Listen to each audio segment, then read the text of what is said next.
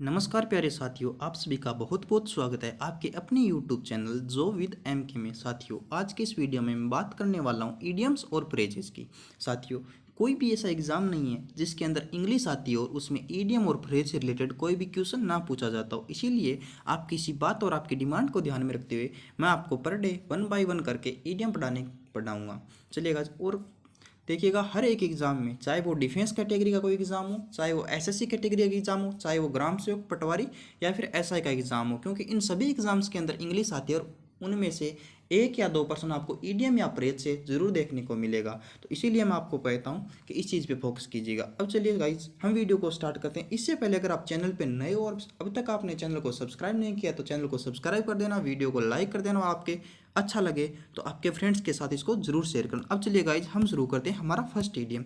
देखिए गाइज, हमारा सबसे पहले तो हम इस बात को समझते हैं कि ईडीएम और फ्रेजेस का मतलब क्या होता है। देखिए, बहुत से लोगों को तो इस चीज़ का पता ही नहीं होता, तो मैं आपको बता दूं, ईडीएम और फ्रेज का मतलब होता है, हिंदी में हम जिस चीज़ मुहावरे पढ़ते हैं ना, उसी को इंग्लिश के अंदर ईडियम्स के नाम के से जाना जाता है।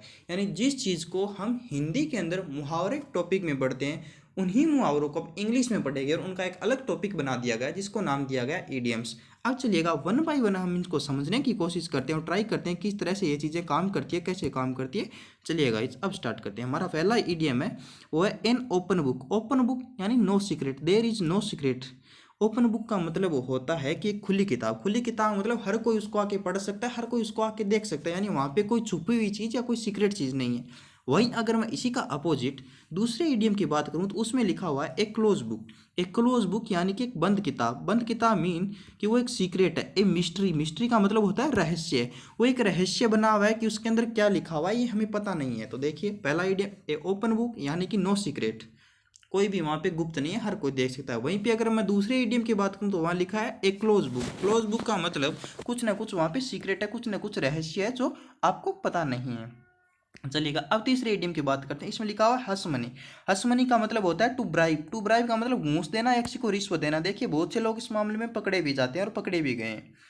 तो घूस लेना। हसमनी का एक और ईडियम होता है, इसको हसमनी या ग्रेस दे पाम यानी हथेली में खुजली खुजली चलना। तो वो उसका मतलब भी रिश्वत या घूस लेना होता है, टू ब्राइब होता है। चलिएगा, अगला मीन जो हमारा ईडीएम है वो देखिएगा, इस उस ईडीएम में कहा गया है कि ए रोलिंग स्टोन। ए रोलिंग स्टोन का मतलब होता है, जैसे हम हिंदी में नहीं कहते क्या कि बेपेंदे का लोटा, तो बेपेंदे का लोटा, तो उसी के लिए इस ईडीएम का वहाँ पे यूज हुआ है। तो इसका हिंदी के अंदर तो one who never stage once promise या वंस प्लेस, एक ऐसा व्यक्ति या एक ऐसी चीज जो एक स्थान पर नहीं ठहर सकती, या एक ऐसा व्यक्ति जो अपनी कही हुई बात पे स्थिर या अड़ा नहीं रह सकता, तो वो होता है रोलिंग स्टोन। उसका सेंस में यूज होता है बिना पेंदे का लोटा।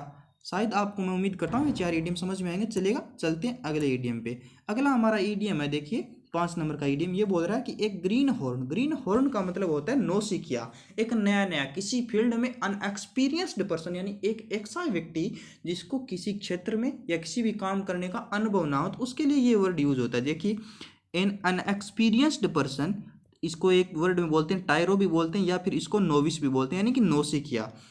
अब देखिए ये ईडीएम कैसे बना, इसकी मैं बात करता हूँ। थोड़ा सा आप इधर आइए।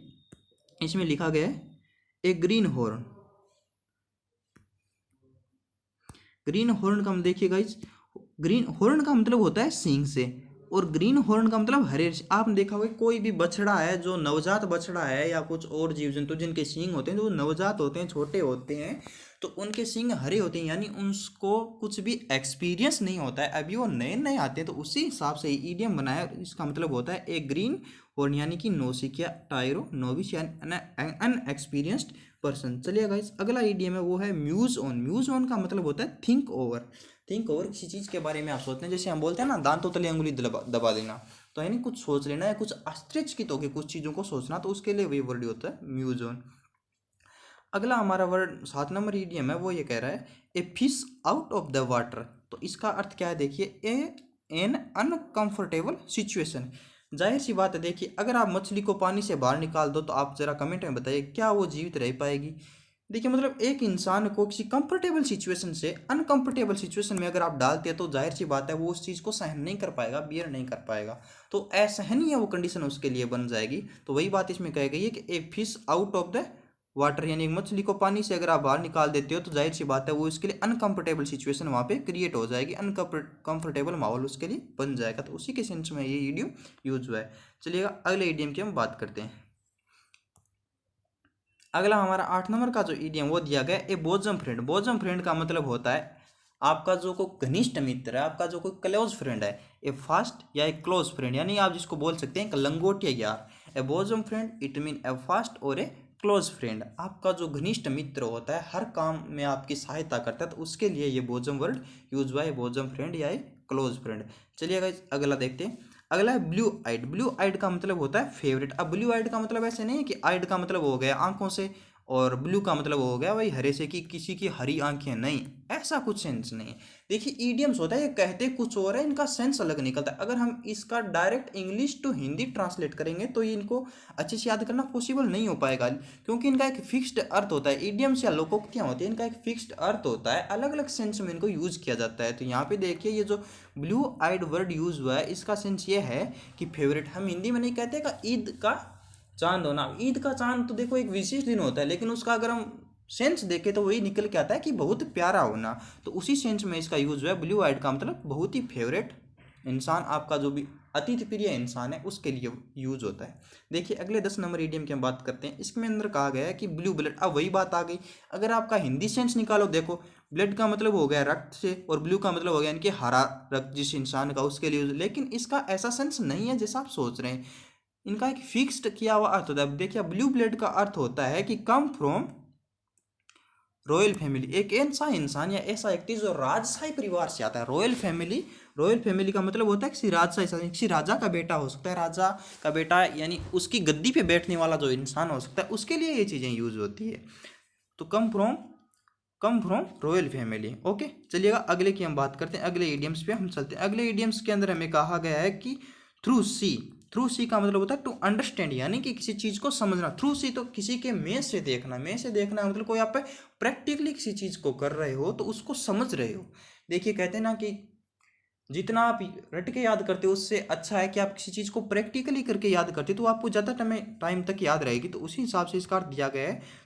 थ्रू सी का मतलब हो गया टू अंडरस्टैंड। चलिएगा गाइस अगला हमारा जो इडियम है वो है gift of the gab. Gift of the gab का मतलब होता है टैलेंट इन स्पीकिंग। क्या मतलब होता है? टैलेंट इन स्पीकिंग, यानी कि कहते हैं ना भाई इस इंसान को तो भगवान के घर से ये चीज़ मिली हुई है, यानी कि जन्मजात किसी को कोई चीज़ मिली तो देखिए कोई पब्लिक स्पीकिंग में अच्छा होता है, कोई खेल में अच्छा होता है, तो कोई पढ़ाई में अच्छा होता है। सभी की अपनी अपनी अलग अलग अलग क्वालिटी होती है। उसी क्वालिटी के हिसाब से इडियम है कि gift of the gab it mean talent in speaking. वो बंदा पब्लिक स्पीकिंग में अच्छा हो सकता है, पढ़ाई में अच्छा हो सकता है, या फिर टीचिंग में अच्छा हो सकता है, अलग अलग फील्ड के अनुसार अच्छा होता है। तो उसके लिए ये यूज होता है।